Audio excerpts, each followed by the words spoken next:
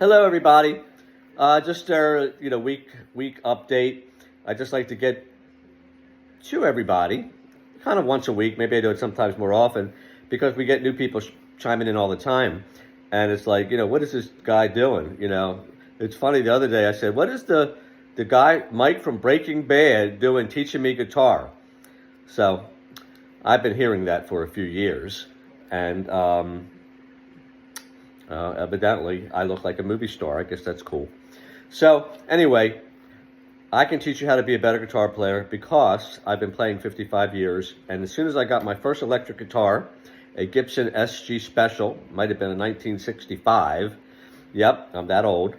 I was in a band right after 7th grade with two guys in my class, bass player and drummer. And everything evolved, and, bands change all the time.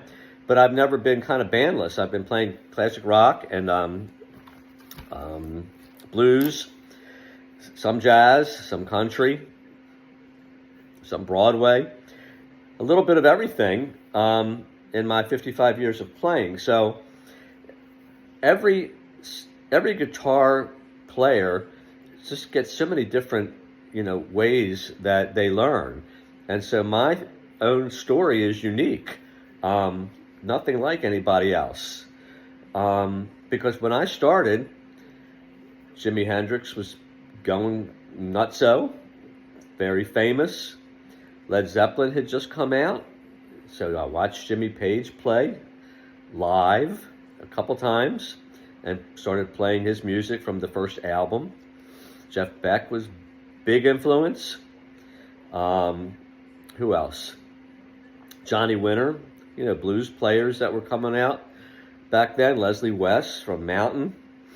Eric Clapton, of course. And Cream was the first band that I ever saw when I was 12. That was wild.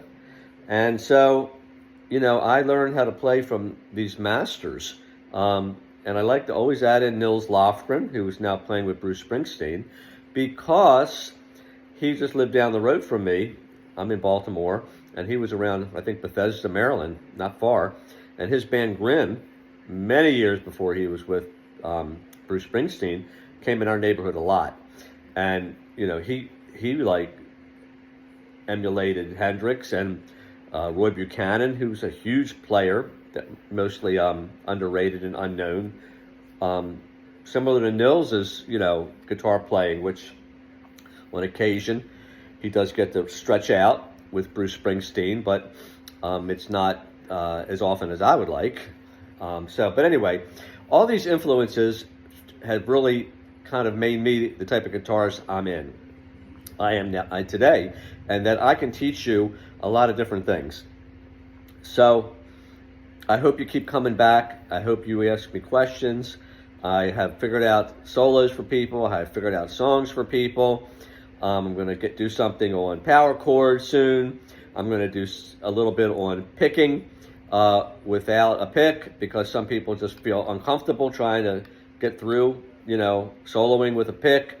And there are guys out there, whether it's Jeff Beck, sorry, he's deceased now, but Mark Knopfler, Derek Trucks, they'll use their finger to play a lot of solos. They don't even use a pick.